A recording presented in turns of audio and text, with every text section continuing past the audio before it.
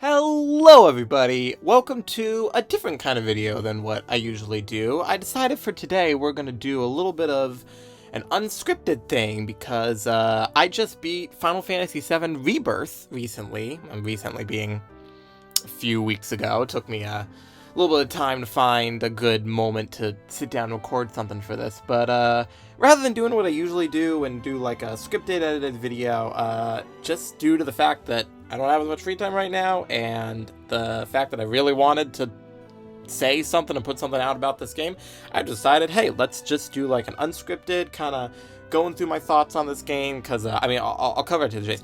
Absolutely love this game. Like Final Fantasy VII Rebirth just blew my mind, because I was expecting to like it, but I liked it even more than I thought I would. But I'll take a step back for a second, because I'm just going to kind of go run down some of my thoughts here. I'm not going to get into direct spoilers for the game, so if you haven't beat it yet, don't worry. I won't be spoiling anything about the ending, but I will definitely be talking about like what happens in the game, you know, especially in reference to like what happens in the original Final Fantasy VII, characters, locations.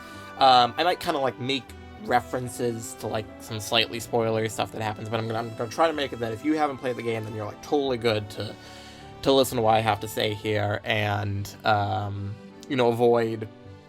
Really, the big spoiler is what happened in the ending. So I won't be talking about specifically what happens at the ending. So don't need to worry about that. But yeah, just the condensed version is, if you don't want to hear anything about the game, you probably don't want to listen to this. But if you're maybe playing it or you're gonna play it, then you'll be totally good, because yeah, no spoilers here. So I've got some light notes here, kind of just like I jotted down some initial thoughts before I recorded. So I'm just gonna kind of talk about it, say what I like. There's a couple complaints, but it's really mostly everything I've got to say is positive here. So yeah, hope either whether you've played, beaten the game, or interested in Final Fantasy, just like hope you enjoy what I have to say about this, because yeah, I felt like this was a game so important. I had to do some sort of video about this. So yeah, with that, let's jump in just like with some initial overview points. Yeah, I mean, as I said, the game kind of blew my mind, and from a lot of aspects really, but visually, I thought the game was gorgeous. I mean, we're still in that era where it's like things on the PS5 are still kind of like finding their own like identity, like away from like what a PS4 game could be, and we've had games like I thought Final Fantasy 16 was quite beautiful, and some of the other big budget PS5 games have been beautiful, but there's something about this one that really I thought it looked like one of the better games I've played. I think a huge part of it was because it doesn't look that much better than Remake did, but the color in this world, the green and the blues of the sky, and they clearly made a huge deal about it in marketing of just trying to show like the really pretty colors of the world and all that. But it really pops, and it makes it look so much more dynamic and stunning than Remake did, and just a lot more to do with lighting, because you're outside a lot more rather than being just in the city of Midgar. So yeah, so graphics really impressed me. And I usually don't say that. I'm not someone who cares about graphics in the slightest. So this is an art style I'm very happy to see them continue to use, just kind of like realistic-esque, but not totally like trying to look like it's done with like actors or anything, so very impressed by that. Just another general thing, I think one of the things that makes Rebirth work so well is it feels like it's made by people who care, people who played the original game to death and know all the little like references and details and like the characters and really get like what that was getting at, and they just recreated such it's a world crafted with love, just little details, posters in the background, what the NPCs say, taking these smaller areas and just bringing them to life and making them feel just so vibrant. And the dialogue too, just some of the things people say, and that can be like references to the other games, or just playing with kind of these character dynamics in a way that's new. It feels like all across the board that it's done with so much respect for the original material, and just I got a sense of passion from the creation of this game that I don't feel like I see a whole lot in a lot of games these days. I really think that's one of the things that made it stand out and feel so special. Just the passion from the development team was really, really great. And just speaking back to the original FF7, I mean, I'll say this here. I've definitely said it in a video sometime before, but I don't love the original Final Fantasy VII, or at least I didn't love it when I played it. I think it's one of those things, I kind of tried to go in it just kind of like with an open mind, but I think the game's age kind of put a wedge in my enjoyment of it, because I started it and I couldn't finish it, and I kept like stopping and coming back to it, and just the fervor from Remake kind of made me like go through and push through and see the end. But I just think there's so much of that game that just feels like really weirdly designed, and the oldness of it, the character models, and kind of the empty world and all that. I never quite like clicked with it, but I think, for the most part, what happens in Rebirth is pretty much in line with what happens in the original game. Same locations, almost the same order. They tweak a couple things of like places you visit and stuff like that, but like 95% is the exact same like structure as Disc 1 after Midgar, of course, of the original Final Fantasy VII. But there's just something about, even though they took the same parts of a game that I thought was kind of okay, it just totally just like entrapped me. Like I was riveted by the story and the characters, and I thought the locations were beautiful, and the music. I mean, there really was no problem with the music in the original, but yeah, the music in this one is just another thing that just, there's a lot of new music that's not in the original Final Fantasy VII, but it's just like it keeps the core things. If anyone was worried about with this game of like, is it going to change a whole bunch based on like what happened at the end of the last game? No, not really. We'll see what happens in the third game, but this one really does, aside from like Yuffie being there when she wasn't there before, and just like everything being more in depth, it's this, you're hitting the same story beats that you hit in the original Final Fantasy VII, but in this remade form with the cinematic angle that everything takes, I felt so much more attracted to it than I ever did playing the original game. So I think that's really impressive and just highlights. I mean, yeah, in my opinion, the original Final Fantasy VII really did need a remake. But yeah, so I'm so glad that it was done. It was done so well, and I was certainly in the camp when I heard they were splitting the game into 3 parts. I was like, oh my gosh, that's so stupid. That's like, they're doing it for more money, but it's like playing this. I think it's been like 80 plus hours. I can't remember if I hit 90 or not, but definitely in the 80s for how many hours I spent. I enjoyed every bit of it, and I wouldn't have wanted like what was there to be lost in place of trying to condense, because the original Final Fantasy VII is massive, and when you think about it, it's actually really quickly paced. Like, you don't spend too long in one area. They don't do a whole lot of like, go do this fetch quest to like stretch out the time. No, it really is, you kind of keep moving. You see in new areas all the time, and I mean, the story doesn't move forward too much in the original Final Fantasy VII, but you're exploring the world and seeing everything you need to see in a pretty short amount of time. So just, I felt like it needed that 80-hour game to just show everything that is done in Disc 1 of the original. Like, it makes sense to me, and I formally take back my prior opinion of the thing, and this was like, it was a stupid idea to split it up into this many games, and yeah, just really, I'm totally on board with it, and I think just having another, who knows how many hour third game coming down the line that's gonna, let us do all this all over again. I'm very excited about it. So yeah, there's that. So let's talk about the story a little bit. I mean, just in broad terms, of course. Because, as I said, it is very, when you look at it as a whole, it hits everything the same as the original Final Fantasy VII does, but it's the big difference that it's the cinematic. It feels like a really, really good like show or movie. Like the writing takes a step. They add like depth to things that didn't really have depth before, and just I'll say something that most people, for those who played the original, the dine scene in the Corel prison. You know, not a scene that really hit me too hard when I played it in the original, but when this one with voice acting and kind of the deeper, the longer time to like let the characters talk and work it out. Just the scene hit me really hard. It's the same idea. The what happens is exactly the same, but it hits so much more when you are given that extra space to make it feel like a movie scene. Like it's really crazy, and you see that in so many examples all throughout the game, both in things that happen in the first one and new things that happen in Rebirth to kind of add like dramatic tension to it. Because, you know, ultimately I knew where the game was ending up. I mean, even through trailers, you know the game's ending in the same place that Disc 1 ends in the original, but there just was a way that things happened, and I'm like, I kept like wondering, like, is this really going to happen the same way? And it always did, but I was constantly like wondering what was happening next and experiencing like I was experiencing it for the first time, even though it was a remake of a story I already played. So I mean, that's really impressive in my eyes, that I never felt bored watching a story I've already seen once before.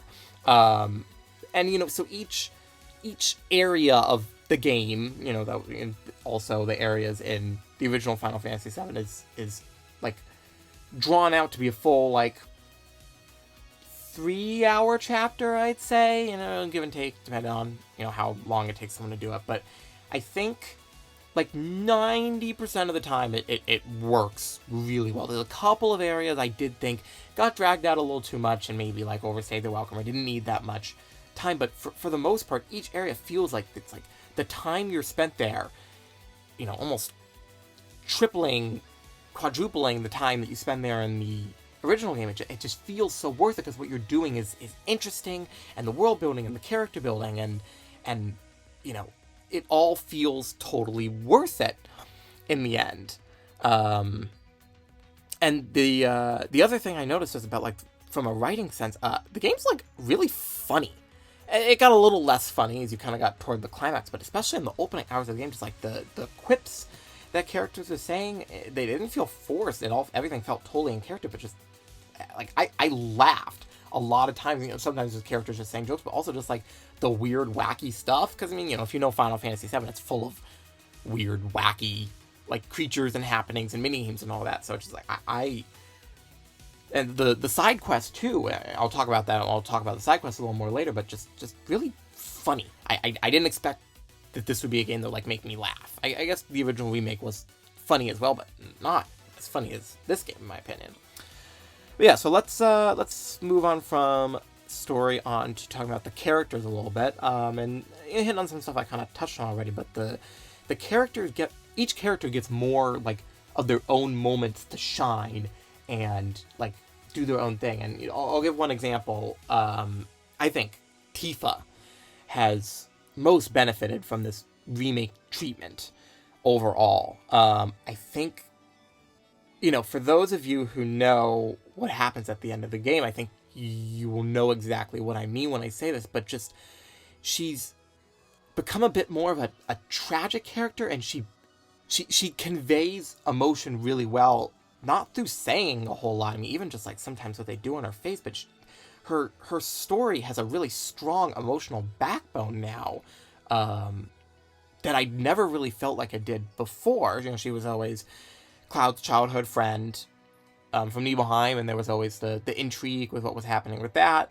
and the inconsistencies in his story when he tells it, and her kind of grappling with that. But I feel like outside of that, you don't see her depth as a character very much in the original game, but I feel like constantly she's a really strong emotional center of the story, just someone you really feel for, and you can always kind of gauge like a little bit of what she's going through in every given moment. It's really, really good and really well done.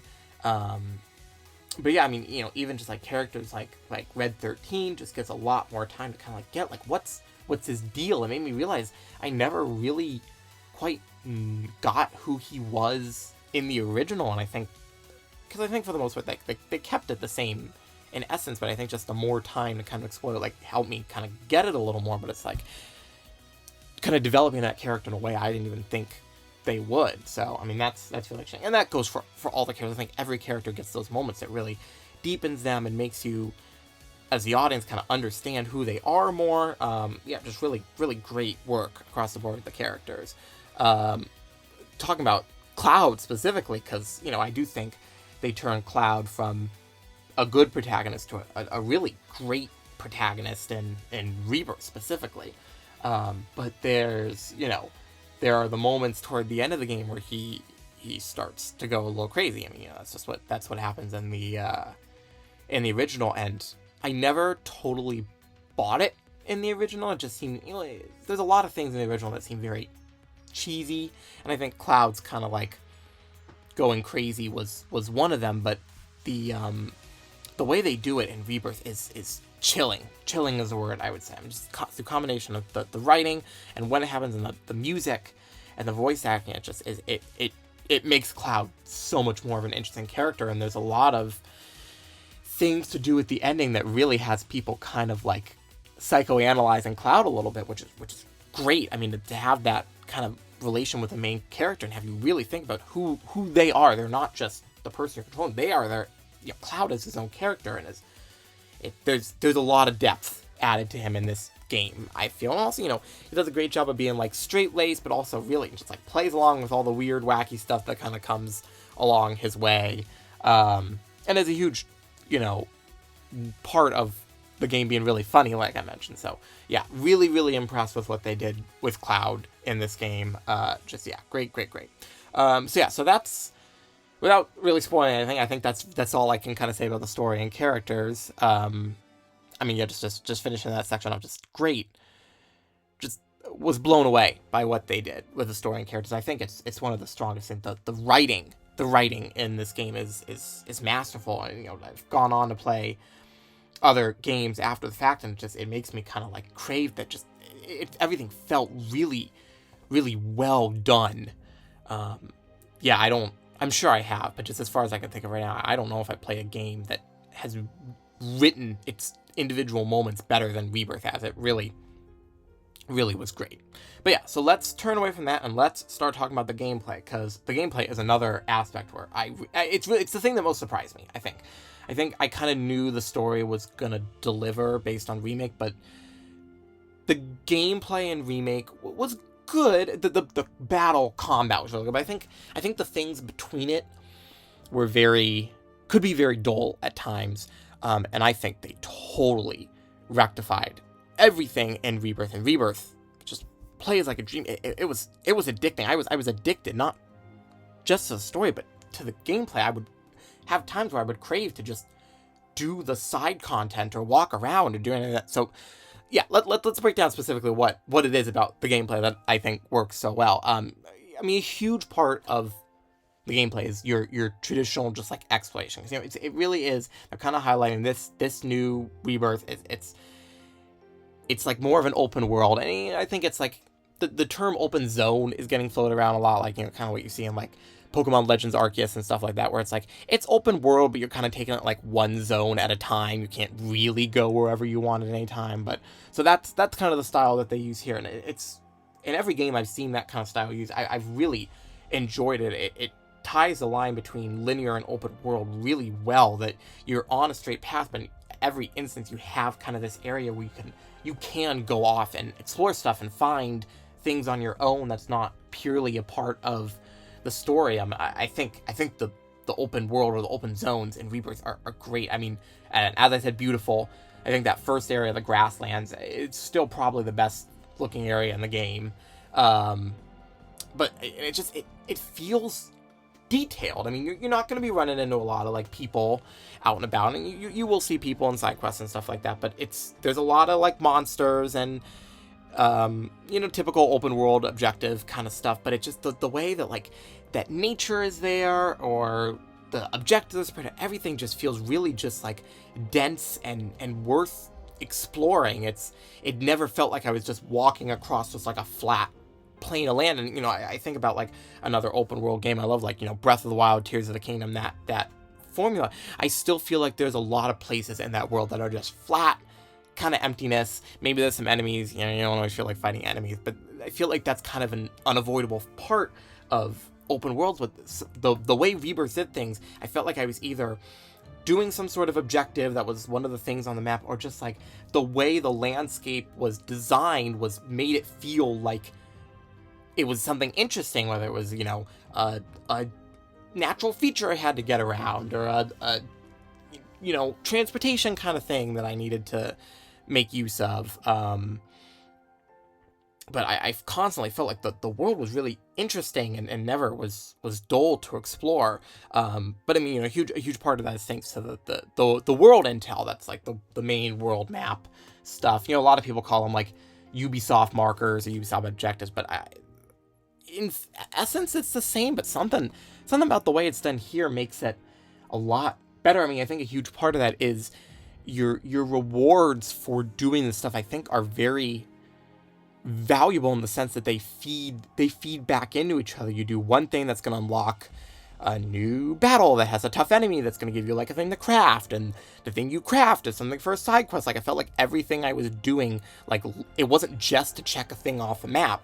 It actually rewarded me in some way, or led to something new that was coming later in the area, and it just made everything feel like it was like really like encouraged you to complete that. I always felt self-motivated to, not just for the sake of gotta check off all the things in the area, but it's like I want to go do this because I know it's gonna give me something. It's really great. It's an interesting approach, but you have towers like you do in a typical open world game, but rather than revealing the map to you, it reveals the things that you can do in the surrounding area to that tower. And I think that's a great thing, because it's less about, oh, now I've like mapped this area. It's like, oh, now I found out what I can do around here and get to that stuff either, because you can find it on your own totally fine. You get little markers that appear when you get close enough, but just to know it's like, oh, here's this stuff. Like if I go over here, there's a combat trial and a summon, you know, temple thing. Like, you know, you kind of know what you get by heading off into a certain direction. So I thought that was a really great way of doing things and let you kind of fill in the map on your own. It was annoying. I guess the first gripe I will bring up, I find it incredibly annoying because the way the map doesn't autofill, you need to pretty much fill it in yourself. I'm someone who, one of my favorite things to do is filling out a map. I don't know, it's very, very satisfying to me. But there's just some areas that you just can't fill in because you can't logistically get there. It's too high up, or it's surrounded by a cliff or a hole or something like that. So there's just these weird grayed out areas on your map, and you just can't fill them. So of course, very, very small thing, but it is something that bugged me that was how that was. But yeah, you have good transportation options in this game. You have your chocobos, which the chocobos are even another thing to check off in the world, because you need a different chocobo for each like zone you go to. So getting a chocobo is one of the things to do in the open world. Oftentimes they don't feed it to you. You have to go do it yourself, but once you do, each one gives you transportation options, and that's a huge thing of making each area feel like different and unique, and you're not just doing the same thing again, because you have these different chocobos that let you kind of explore in different ways. I mean, I'll just give you the examples of like the first two. Well, I mean, interestingly enough, the first zone that the chocobo you get is just normal. It doesn't really have any special powers, but I think kind of the gimmick of that zone is it's the first one. It's kind of teaching you everything else. And then the second zone you get to, the chocobo there, it lets you walk up walls. So there's a lot more verticality in that zone. You're kind of going up higher regions because you have the chocobo that just lets you ascend walls. And it's very video gamey. You need a wall with these little arrows on the chocobo sign on it, but you know, I really don't mind things being video gamey. That's a-okay by me. So yeah, that was really great, and just the chocobos moved plenty fast and never felt like you were going too slow at any given point. So yeah, that was great in my opinion. And then I guess I won't say what they are to kind of let the surprise hit. I mean, if you play the original game, you know, but you do get other forms of transportation kind of throughout the game, a little more limited in use due to the scope of them, but you do get other ways of kind of moving around the world, and those are very fun when you get to to use those. I think honestly they're a little underused, but I'm sure there's a lot more coming in part 3. We will be very curious to see what that looks like when they do that, because seemingly you're going to be getting a whole airship in part 3, so be curious to know how that is going to work. But yeah, lots of transportation options, makes it really fun to move through the world. I think even without the chocobo, I think Cloud moves plenty fast, or whatever character you're controlling, and you've got a run button. You can book it pretty fast across an area, kind of on your own. I mean, sometimes I didn't even like ride a thing, but just because there are so many things to do, and sometimes when you like get into like a battle or something, you have to hop off your chocobo. And sometimes I just would run places. It almost just felt more convenient sometimes just to run, because I did move fast enough.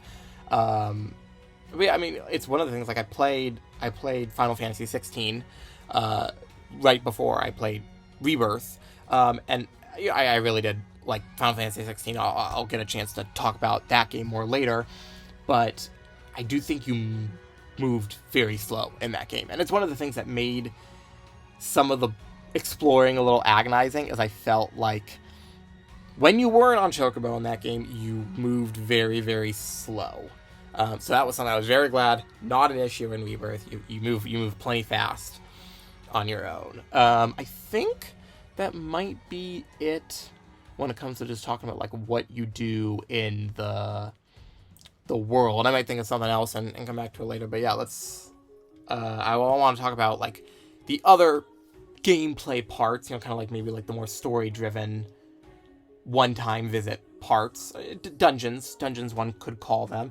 I thought the dungeons were great in this game, and one of the reasons why I think they stand out is that there's a lot of dungeons where the whole gimmick of the dungeon is that you're controlling another character. So you'll be controlling Yuffie, and she has a grappling hook, and things play a little differently because you're grappling around and you're trying to find routes to let your party up. And I think not only does that just do a great job at adding gameplay variety and getting a look at a different character for a little bit, you're not just looking at Cloud the whole game. I just think the dungeons are way better designed than they were in Remake, because when I think back on Remake, the dungeons were some of my least favorite parts about that game, because I think some of the gimmicks of what you had to do in a dungeon were kind of slow and tedious. I mean, I think everybody remembers the arm you had to move, and you had to wait for the arm to move around, and you get Aerith across. And I also just think they all kind of look the same. They're all kind of like undergroundy, like sewery. They were either like sewery cave, or they were like inside like a tunnel or something like that. I just felt like the dungeons were not the strongest suit of Remake, but I really liked the ones here. I think they worked a little better. That the gimmicks they would use sometimes were a lot more fun, and easy to use. There are a couple. I don't even want to say stinkers. I think even the worst ones aren't that bad, but there's a couple annoying ones. There's a couple times in dungeons where I was a little like, gee, like, what's up with this? One of the things, it's not used too much, but you see it as early as the opening section of the game. There's sometimes these boxes you need to slide around, and sometimes they're like, to like power something, and you like plug something into it. They move around very slowly. And it's one of the things I think it makes the opening, like the Nibelheim flashback section at the beginning of the game, is a little blemish on it. You have this section kind of near the climax of that part where you kind of just need to move a bunch of boxes around it. It's kind of slow and it's kind of boring. You think something as quick as that wouldn't be too bad? I just think if Cloud moved a little faster while he was pulling around these boxes, it really wouldn't be too bad. But that was like one of the things where I think that was like, that just got on my nerves. Again, really small thing. You'll see a pattern in the complaints I have about this game. They are all very minor. But yeah, dungeons are great, and outside of dungeons, just on like the regular story parts, I feel like, and I would love to replay Remake after this, just to kind of see it in a new light after finishing Rebirth. But I felt like a lot of parts in Remake, for the story, was you very slowly walking behind someone at a very slow walking speed that you couldn't like make go any faster, as someone kind of just talked to you and you kind of just had to hold the control stick forward and you just kind of walked very slowly. I think they took most of that out of the game. Of course, it still happens a couple times, but I think they're very sparing about when they use it. They only do it for kind of like important moments. But there's either two things: either they just make it a cutscene, which is great. I'm all for it. Like, I don't really understand why it needs to be that you're walking after someone, or they're running and you get to run alongside with them, which is essentially the same thing as what's doing before, but it feels so much more engaging because you don't feel like the game is controlling how fast you move, which is very much what it does a lot in Remake, where you are being forced to walk very slowly. But it's like when you have the luxury of like you can run, the other character's running, you can go as fast as you want. At the beginning of the game, you're running up to the Nibelheim reactor, you run. Like, it's how you would play normally if you were just walking there yourself. But they hit you with dialogue and written information, but you're not feeling like you're like having to wait through this like cutscene-esque thing. You're moving through at your normal pace as you would. I think that it really is one of the best changes they made, is just cutting a lot of those, and for that matter, just everyone complained when Remake came out, just the sliding through gaps to try to hide the loading times, and I think that was definitely a side effect of being on PS4, and moving to PS5 allowed them to kind of get rid of that. I might be forgetting something. I only remember like 2 instances where Cloud has to slide through a gap. It's gone. They removed it. Like, so I mean, that complaint that a lot of people have, and I never really minded it, but I can see why Gun went, yeah, that's just gone. You really don't do that much gap sliding through, which is great, honestly. Like, it just makes everything just seem more seamless and immersion full. That's totally a word.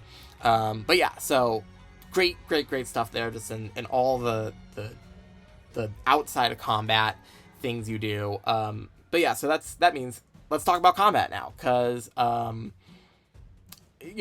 combat in Remake was great. It was really, in my opinion, the strongest thing in that game. I thought the combat system was great, and they just made it better here. Like, they really did. They took everything that worked and they just made it better. I mean, the big thing that you'll kind of see right away as you get into the combat, I mean, 2 big things really, but the Cloud now has a ranged attack. So rather than, if he's dealing with airborne enemies, rather than him like flying up to them and risking getting hit, once you dodge and you start attacking, he automatically hits with like this wind beam, which is just great. I used it so much. I think the way of activation is a little weird. To have to dodge and then start attacking is a little strange. I think maybe there must have been some sort of button somewhere that wasn't used that you could have mapped that to, but the fact it's there anyways. You get used to it, but it's so good. It just makes fighting any sort of airborne enemies, as Cloud, feel so much better, because of course you have ranged characters that are designed to take care of airborne enemies, but it feels like it gives Cloud more of a fighting chance, because realistically Cloud is the character you'll be playing as most. So that was really great. And then the other big thing they added is the synergy moves. So, you kind of, it's just another thing to juggle as the combat is going, and it helps you kind of lock in with your party a lot more. You'll find it's kind of like a limited pool of effects, but, it's hard to complain when everything else in this game is so detailed and full of content, but it's just as another thing to activate. They're like free moves, essentially, so it really does feel like you can kind of just fall back on them if you're waiting for ATB to charge or doing something else. And then if you use enough of those free moves, and you get kind of this like meter move that you can use the stronger attack, and that's the one that kind of has the limited options that I was kind of referring to. But they're all pretty important, just like dealing a lot of damage, unlimited magic, that kind of stuff. That's how you get upgraded limits, because they let you go up to limit level 3 in this game, and it's a really great power scaling, so you don't get access to limit level 3 until the very end of the game, and once you do, they hit really hard. And I think being able to get there through these synergy attacks is a great system that just feels really satisfying to go through. So yeah, great addition in my eyes. Just the more party teamwork and thinking about who's in your party and all that, just the more depth it adds to that, the better. I think that's all just great. Another complaint I'll bring up, though, is by the time you get to the end of the game, your little ATB menu, it's flooded with so many options. It's a little overwhelming sometimes, because most moves are really good, and you keep learning these weapon abilities, which are all great in my opinion, but you're faced with so many moves, and often you're going to have your couple favorites that you're always going to use, or whatever targets a weakness, but I find that there was a lot of moves that I never used, because there were so many, and I would even just like forget to use like the new synergy moves sometimes, just because already on my own with the stuff they just carried over from Remake, there's already so much to do at any one moment. So I mean, it's kind of a hard thing. It's like, do I want them to take out things? Well, no, not really, because I really like everything that's there, but just, I don't know. I don't even know what the solution there is, but I felt weird like having all these options I just never used. Really, not because they were bad, but just because there were just so many. So that was something that kind of bugged me throughout, and it got worse as the game went on. But even in the early stage of the game, you have a lot of options on your menu. It's really kind of impressive, honestly. But it all just leads to a really great battle system. And I'm sure on like a replay that I definitely will do eventually, not right away, but I'll do it eventually. You can kind of highlight some different moves to try and not fall back on like the same ones, and I think that could make a replay really fun, just like focusing on using specific moves. And yeah, the other big thing that of course stands out is the new characters, Red 13 and Kate Sith, I believe. Oh no, Yuffie of course too. But Yuffie was playable in the DLC. I think Yuffie and Red 13 are both great. I mean, two of the deepest characters, some of the best abilities. Red 13 was like a mainstay on my team. I love playing as him. He has an ability. You fill up this gauge by blocking, and you get to the point where you can heal yourself. You can cast haste on your allies. You can share ATB or limit. I felt like he was just really versatile. There was so much fun stuff to do with him and to utilize. It was really fast. That whole being on all fours style. One of my favorite characters to play, and yeah, Yuffie. Everyone talks about how great Yuffie is. Yuffie's just a really interesting character. I didn't feel like she actually had quite as many extensive ATB options at any one time as like some of the other characters did, but still just that initial like loop of like throwing the shuriken and like, putting elemental abilities and all that. Great stuff. And then there's Kate Sith that's playable as well. So it's a little strange, I won't get into specifics, but it does kind of feel like Kate Sith is almost being saved for the third game, because you get him at a later point in the game, which means it's much less time for him to like develop, especially when it comes to like party affinity and stuff like that, and like learning all his moves and his combat. But I didn't feel like the game gave me that much time to use him to make him feel like he was like a mainstay of the party. And of course I could always just go back and find a lot more time, just naturally through the course of the story. I didn't use him that much, and from what I got, I didn't really get his playstyle, and I'm sure with more time, because every single character is so expertly designed. But I'm sure if there was more time, I would get it. I highly doubt that they would kind of make a dud character, but I never got enough time with him to like get his playstyle. So either in a replay or in part 3, Kate Sith will kind of reach his full potential. But what's there is really interesting. Of course, I love how they adapted what his playstyle was like in the original to the remake version. So still more great stuff to come with Kate Sith, and then we will have Vincent and Sid in the third game as well. So should lead to a lot more interesting new stuff to explore. But I also just love what they did with the pre-existing characters. I'm not sure if it's fainter memories concerning remake, but I feel like they tweaked each character's moveset to give them so much more interesting stuff to do. And for all I know, it's the exact same as remake, but it felt really different and way better. Like I felt like every character brought their own like strength to each combat situation. Like I could look at a combat and be like, oh, this is the type of enemy. What party members are going to be best suited for this? It wasn't just like, it was like, I'll just use whoever, they'll be fine. I felt like I was really like incentivized to think about who was in my party and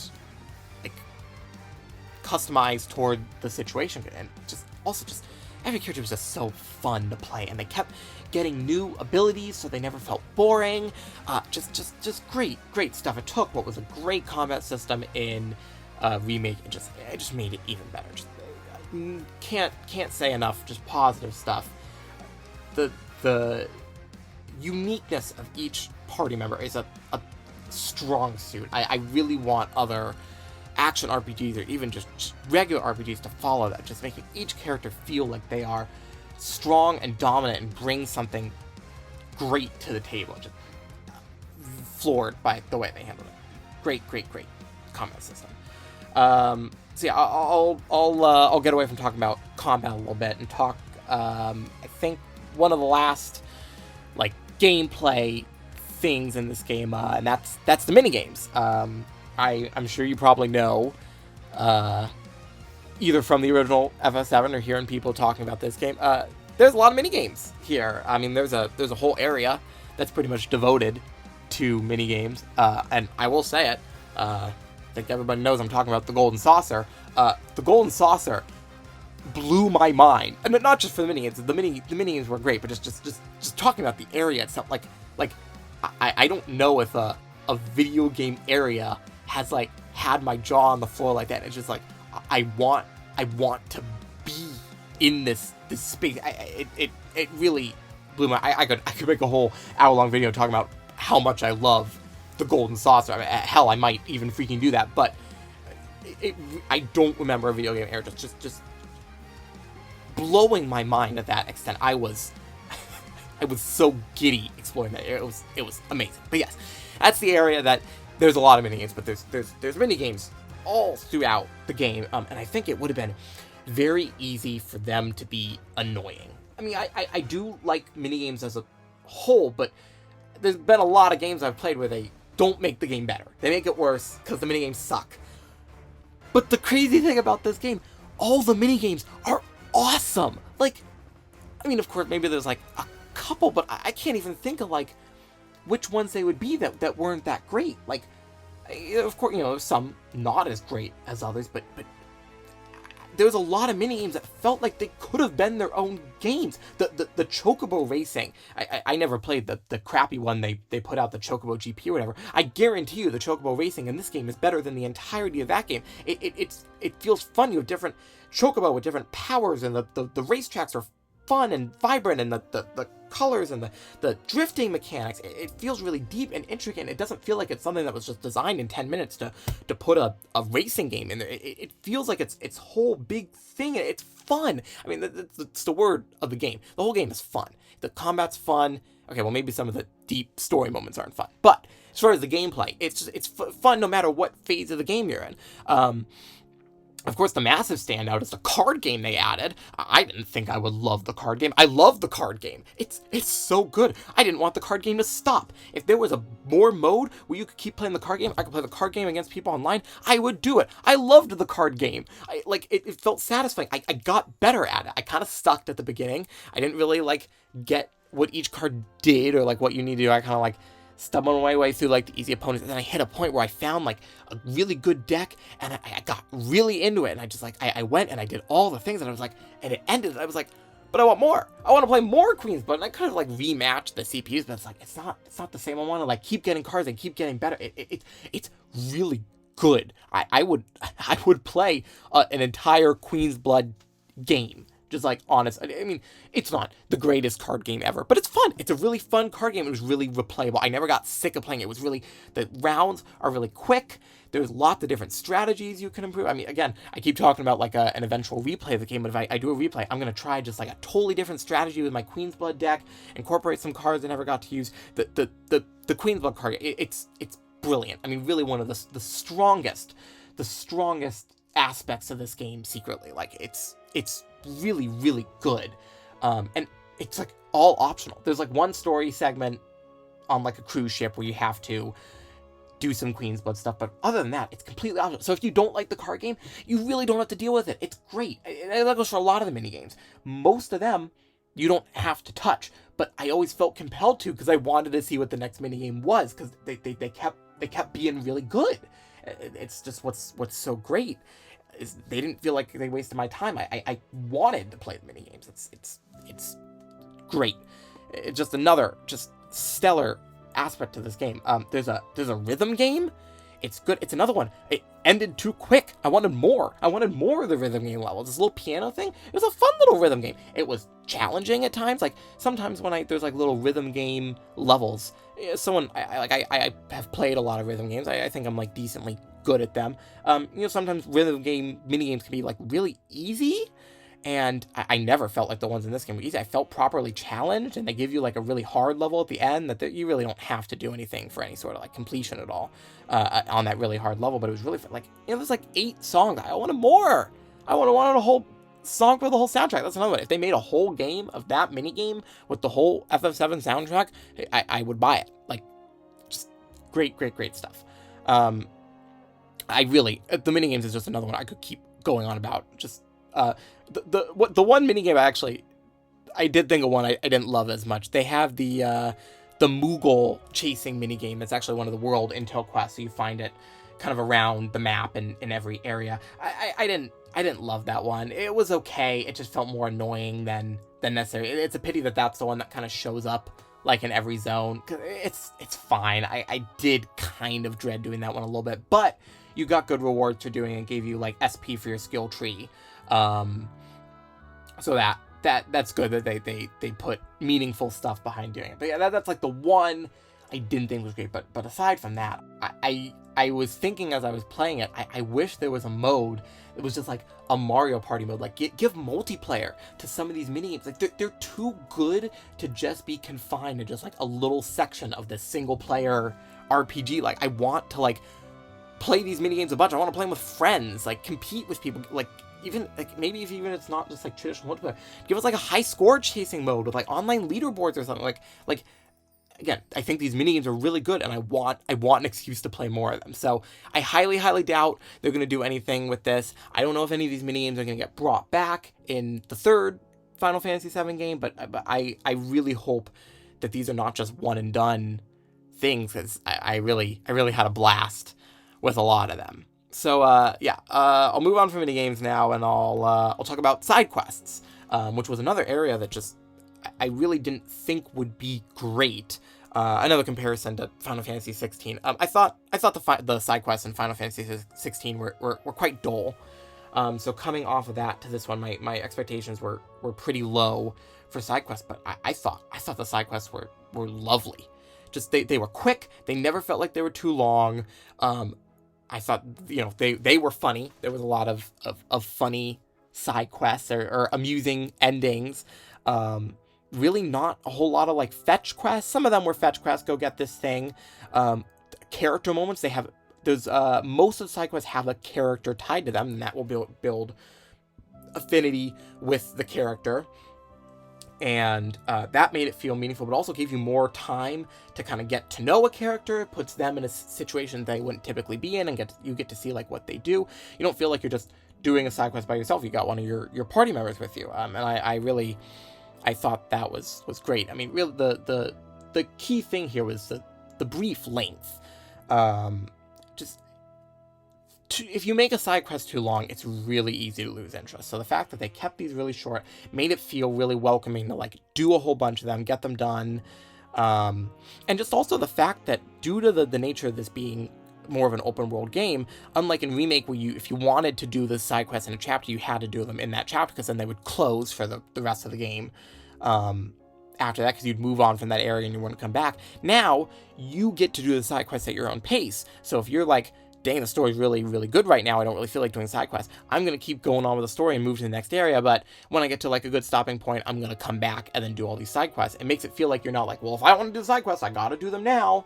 And the side quests in Remake were really good too, but if you wanted to do them, you really had to do them as soon as you got them. But there were many times when I was just like, I see there's a side quest, but I'm gonna go do the story, and I will come back for later. And I always did, because I wanted to do the side quest, but that freedom was really important. It didn't feel like they were being forced upon you, even though they are completely optional. Sometimes when you're a completionist, you end up thinking that way. But yeah, really, really good stuff in the quests. They are not too much too much else to say. I will note, to go back to the point talking about just like the love and care put in this game. There are Quest exclusive pieces of music. I could not believe it. I think if you've heard any discourse about this game, you know the quest with the dog has its own exclusive dog music. It just is great and blew my mind. And I'm like, oh my gosh, this is a side quest. And here is a dog-themed piece of music that I have not heard before that seemed like it was made entirely for this quest.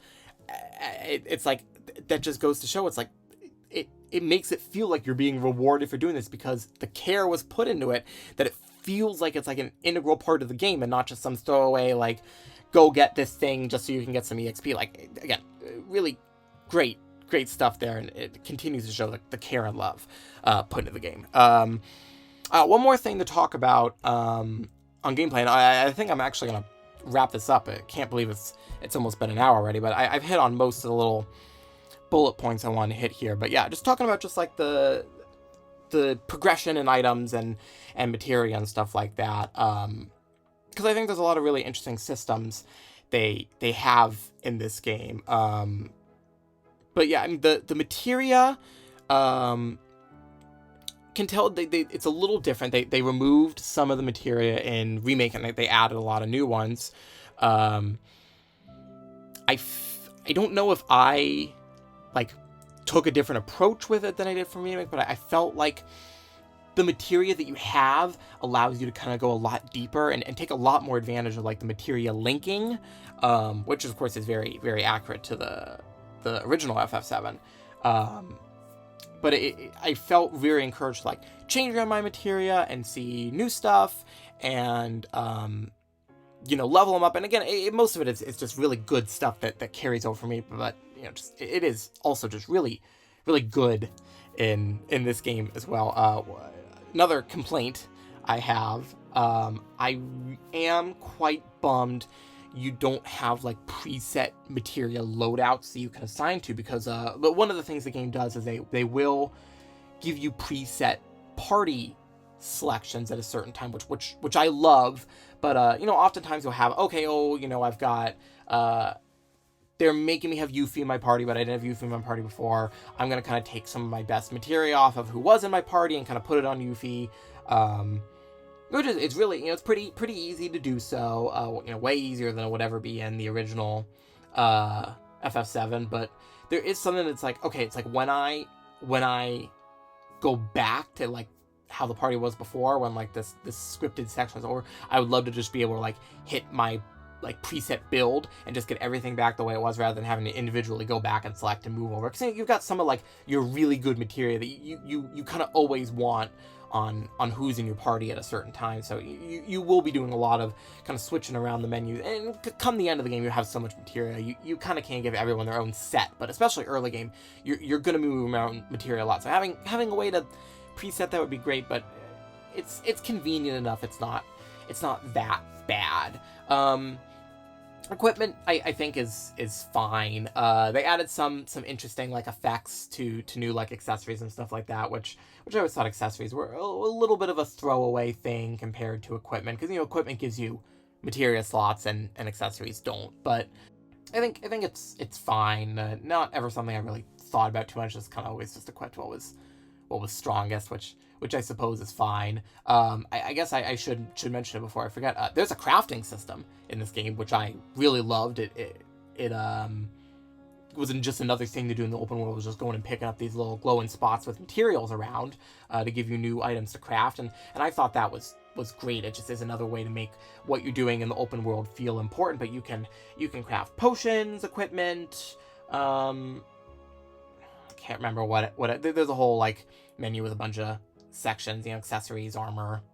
But one of the things that make that system work, items feel a lot more valuable. You don't feel like you're being thrown items all the time. I mean, I guess you can buy most of them from the little vending machines you have around, but I always felt like I was like actually using my potions and at risk of like running out on some stuff. So it made like, so it's like, it had some of the stuff that maybe use some rare ingredients. I kind of felt a lot more motivated to like go find those rare ingredients, because I wanted more of like the potion that heals all your party members at once, because those were really hard to come by. You really had to craft those if you wanted them. And the more deluxe items at the end of the game are really hard to craft. It's not like you're just gonna be like, oh my god, I have 900 of those, I can just craft however many I want. Like, it was really like, oh, I have enough to craft like one of these, and I need to like go get some more materials if I want more. So I thought that was great, and I never felt like I was like, oh, I have too many, why would I even bother? Like, they were things I wanted. Those because I thought good difficulty too. I felt like I needed to fall back on items in times of crisis, and there were plenty of challenges that I wanted those for. It was never too tough. I'd say the game was decently easy, but no, not decently easy. It was just never hard, you know? A couple bosses I got stuck on, but nothing crazy. But yeah, so that item crafting system really worked for me, and it has a really addicting system where it's like you get like points when you craft something for the first time, and by getting more points, you unlock more recipes. So it's just you're just encouraged to just craft whatever you can, just to keep unlocking new stuff and get to those higher grade items. So that whole system was just designed really well in my eyes.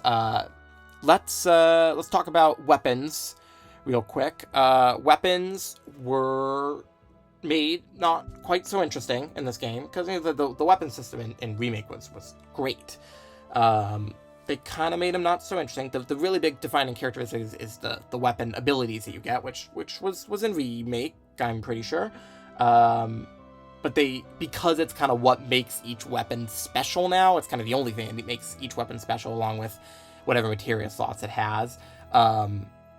That feels a lot more important. You feel like you're equipping a weapon so you can get this new ability, and you fill up the gauge, and you can add it to your permanent list of things to do. And that was always really fun, and kind of encouraged you to keep switching around weapons. You had your little preset abilities, but you didn't really need to unlock them at all.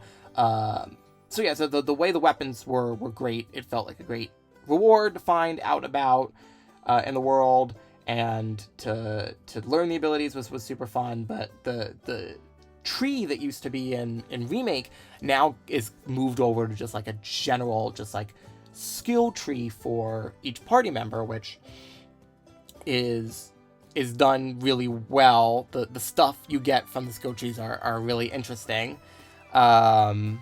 It's typical, like, you get SP and you go do that. It gave you like abilities you could do elemental damage without magic, or it allowed you to unlock more synergy abilities, or like, little buffs, like you start with some ATB at the start of battle. So I thought the stuff that was there was really good and worthwhile. I always felt inclined to go and get a lot of the stuff that was there. I do think, and of course it probably is designed to have that second playthrough, like, get everything.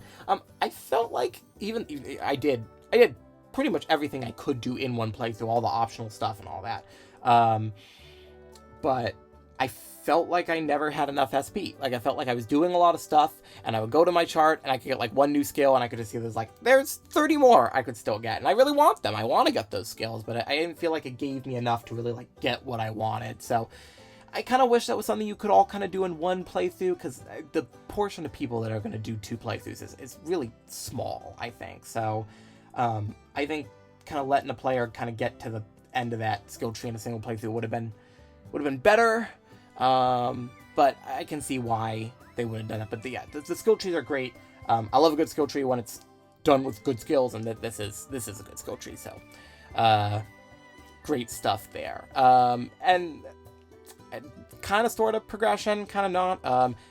Characters have affinity now. I think that ties into the skill trees. I actually, that might just be the party level, which I think gets leveled up when you raise affinity with people. But it just kind of ties into you have dialogue choices you have that kind of like you can like pick a best dialogue choice, so it helps like raise the affinity. And then when you beat the game, it'll kind of show you like the in-depth of like how close are you to like maxing out affinity. And that's just another thing where you can kind of just like as you fight with people in your party, you can improve that, or your focus on certain aspects of the story that either will raise your connection with one person or another. And it's another thing that just helped the party feel more connected and alive, and you felt invested in the characters and what you're doing with each of them. So that's another great system. It didn't expand as much as I would have wanted.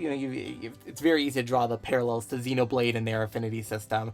There weren't really ever any like specific scenes where it's like, oh, now that you've hit this level with your party members. You actually get to see new scenes, but it was still really fun to like kind of check your progress as you're doing stuff with your party members, and it made the dialogue choices feel more important. So that was another good progression system. Not highlighted as much as I would have wanted, but still very glad it's there. So yeah, so that's like the main stuff for the game. I'm sure there's so much stuff I am gonna like realize that I wanted to say that I didn't. It's such a dense game. There's just so many things I loved about it, but I hope I hit on like the really big things that I truly liked. Just to kind of close off, I think back to playing Remake, and I remember at the time really loving Remake and kind of being blown away by it because I had my expectations pretty low.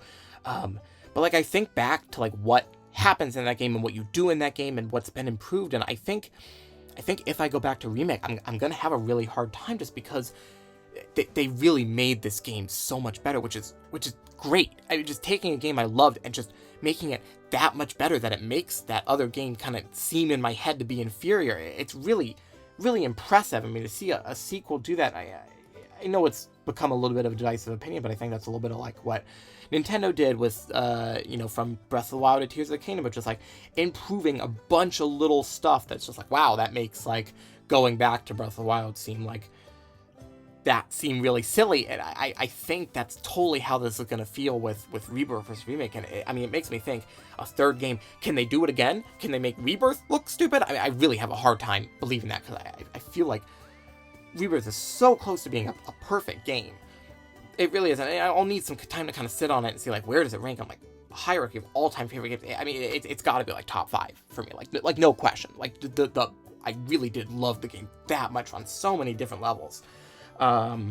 Just really impressed me in such a way that I wasn't expecting. And we have another part. That's the other thing. There's another part coming that has potential to be even better. Like I don't even know. I don't know how to top this, but it's got me so excited. Like the wait is going to be so painful. And I like the time in this game just like flew by. Like, I mean, it was like 80, 90 hours. I didn't feel it. Everything I did felt like addicting. I couldn't put it down. There'd just be times where just like all I would want to do is just like stay up so I could keep playing this game. I just wouldn't want to put it down. And it's like, there's a little like sad now it's done. But man, it really is something special. So of course has my full recommendation as a game.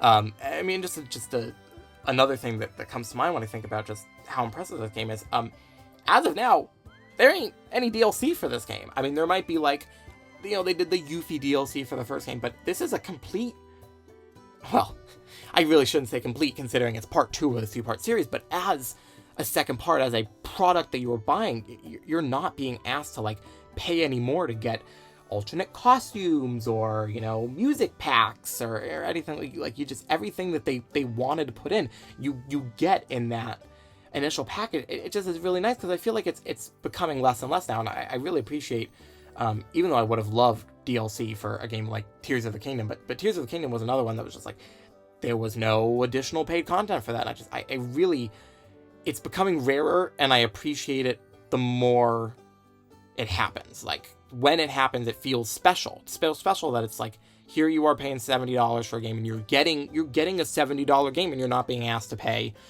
$30 more to make it the complete version or whatever. So let's hope that take holds up. I really would not mind DLC for this game, but I also would be very happy if it just stayed as its own experience. So yeah, my utter recommendation for this game, if you haven't played Remake, I do encourage playing Remake first, but then play that really fast so you can play this game, because this game's really good.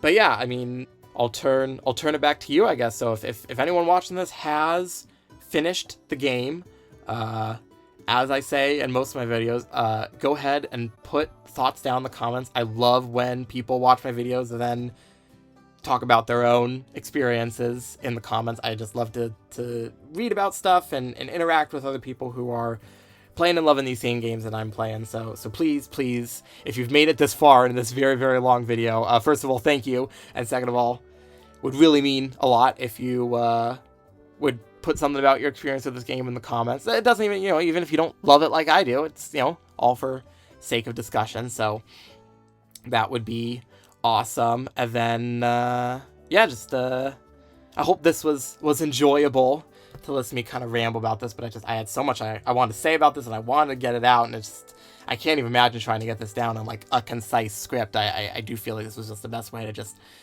say what I wanted to say. But yes, I hope this was an enjoyable listen. And yeah, I think I will close this out here. Over an hour. Loved every moment of it. But yeah, I will be back with another scripted video soon. I'm working on something now. You'll see what that is soon enough. But I hope everyone watching has a great rest of their day, rest of their week. And until the next time I will see you on this channel, peace.